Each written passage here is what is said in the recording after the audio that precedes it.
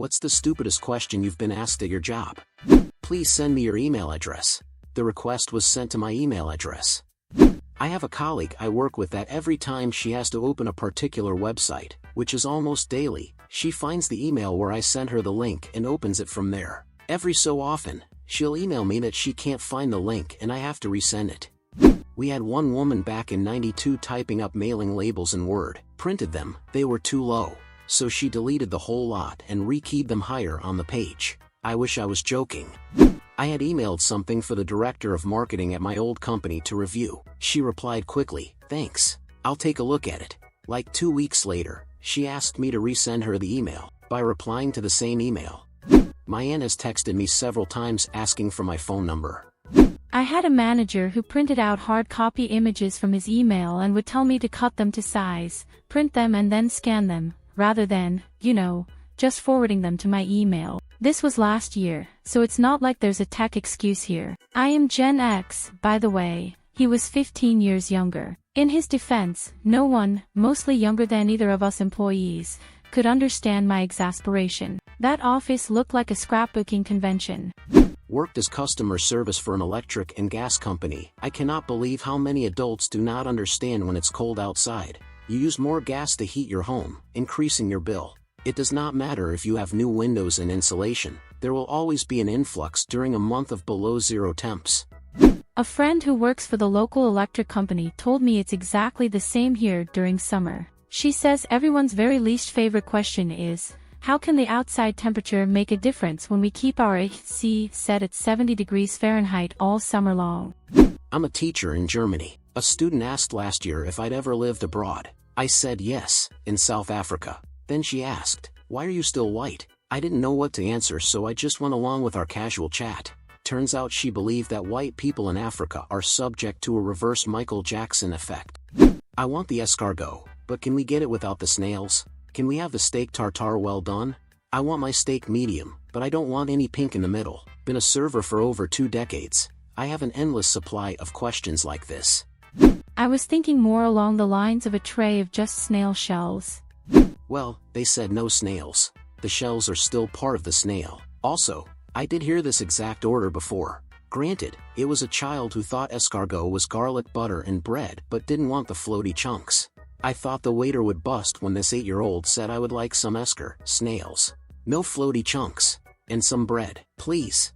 To his everlasting credit, instead of laughing in the child's face, he asked questions like what is a floaty chunk, and asked what kind of bread he wanted. It was hilarious. After he placed his order, all proud he did it himself at someplace other than McDonald's, I was next up and clarified what nephew meant, in response to the waiter's amused but confused face, as if it were my order, and then placed my own. Why are customers in food service so annoying and dumb? I am in Canada and American tourists would always ask me what currency the menu was in. It's one of the reasons I had to get out of the service industry because I wanted to yell at these people.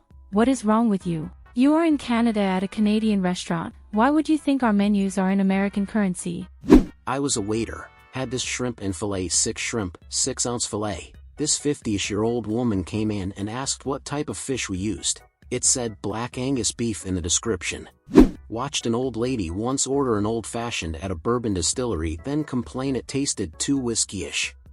I was once asked for a cheeseless cheeseburger, and when I said, "So just a regular hamburger," they asked if I was stupid. They got charged for the full price of the cheeseburger and also got charged for each soda refill.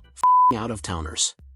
Used to work in billing for a freight company. Someone called and asked for a quote for a pickup in Scotland to be delivered in Australia by road. Was adamant that they would not pay air/sea freight charges. Told them to go look at a map and come back to me with route. When I worked at a resort on an island that was 500 meters by 300 meters in size, when it's high tide on one side of the island, is it low tide on the other side? Can I swim under the island? I'm amazed by how many people think islands just float on the ocean surface.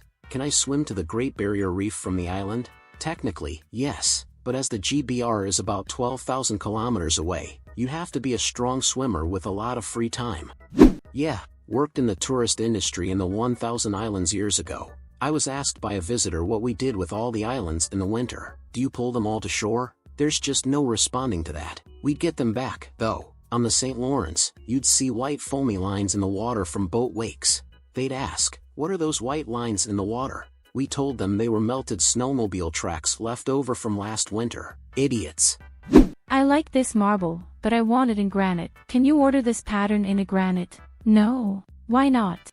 Reminds me of when I bought my quartz slab. Some lady was there the same day and tried to rub my name off the slab. They mark it with a pen. Apparently, she liked my slab the most but couldn't fathom that the other 10 slabs were extremely similar because they literally come from the same block. She then asked the owner if she could change the coloring in the slab or have one custom ordered from the factory. It was fascinating watching the 3 brain cells in her head learn that quartz comes from the earth, and that Mother Nature does all the work, lol. I do customer service at a cabin rental place.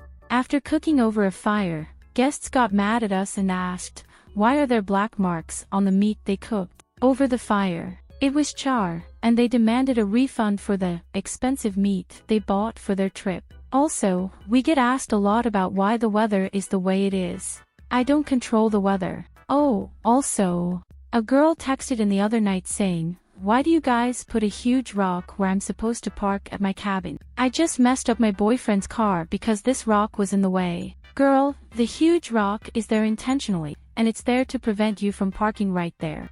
Oh, campgrounds are fun when it comes to stupidity. I spent a few years working at one where we would get a lot of people from NYC. A lot of them go to rural western MA to get away. One family bought a bundle of wood, then later asked us why it wouldn't light when they put it in the fire pit. They thought it would combust on its own by placing it in the fire pit. We lit their fire for them that night. I became friends with someone who hosts an Airbnb at their cabin that I rent fairly often, and some of the complaints people have that they've shared with me are definitely absurd. It's fairly deep in the woods, and the ad is very clear that there are bugs on the porch/deck and sometimes make it inside, but people will still call them up asking to come remove spiders that are outside. Not in the way, just existing out there. Also, endless silly complaints that have nothing to do with the rental, such as too many deer on the road. I can understand being surprised by some things when it's your first time in the woods, but come on. 27 years ago and I still remember it. I was working as a driver picking up tourists that were getting off of cruise ships so I could bus them over to their onshore activity. We're in southeast Alaska where the Rocky Mountains meet the sea. People would look at the white-capped mountains in awe as they were stepping off of a giant ocean-faring cruise ship and then ask me, "Miss, do you know what elevation we're at?" "We're at sea level, sir." Happened constantly. I was grouting the tile in the entryway of a house that was being rebuilt after a fire destroyed an entire neighborhood. The homeowner showed up and started cussing me out because the roofline on the house across the street was now taller than the one that was burned down, ruining his view of the hills beyond. 18-year-old me was baffled, like, it's way too late now to be complaining. I got a phone call when I worked on copiers. Customer, why won't my copier turn on? Me, is it plugged in? Customer, I can't tell because it is dark in here with the power out. I was an instructor at a nursing school. It came time to teach urinary catheter insertion. In a class of 22 female students, 7 did not know where their urethra or clitoris was. They thought they peed out of their vagina. This was not the first time I have encountered this. Almost always a combination of shitty health/sex education and parents refusing to teach their daughters even the most basic information about their bodies, menstruation, etc. I'm still salty about this one. I work at a high-end salon and I work in a high-end barber shop for fun. I'm one of few stylists who can do men's and women's hair at an equally high level. A man books at the salon, and we are chatting. As I'm partway through the haircut, he asks what the difference is between a men's haircut and a woman's haircut. I thought he was asking a philosophical question and I hesitate for a long time because I didn't know what kind of answer he wanted. Like, a men's haircut is on a man and a woman's haircut is on a woman. But that was too obvious, so I say, men and women tend to want different kinds of haircuts and looks. I mention my experience at the barber shop, and he gets antsy. I'm halfway through the haircut, and he said, I don't want a barber cut. I want a men's haircut. Again, I'm at a loss. He says he booked at a salon because he wanted a salon haircut. Again, I didn't want to sound rude and point out that we are definitely inside a salon where I work. It's almost as if he's implying that he wants someone with less experience in men's hair, but I also don't want to say that either. So I say, I'm the only one here who does men's hair. He asked me to stop the haircut because he would not have booked his haircut had he known I would give a barber haircut because he wants a salon men's haircut. I was already most of the way through the haircut, which involved correcting his previous cut. The other stylist didn't seem to know what to do with his curls and just left them oddly long, so I charged him for the haircut. He paid and left a 1-star review on Yelp immediately after leaving. He warned all the men out there that our salon didn't offer men's haircuts, only barber haircuts. And well, friends, that was all for today's video. If you enjoyed it, let me know with a thumbs up so that YouTube can share these stories with more people. Remember to hit the bell icon to be the first to know when we upload a new video. See you next time.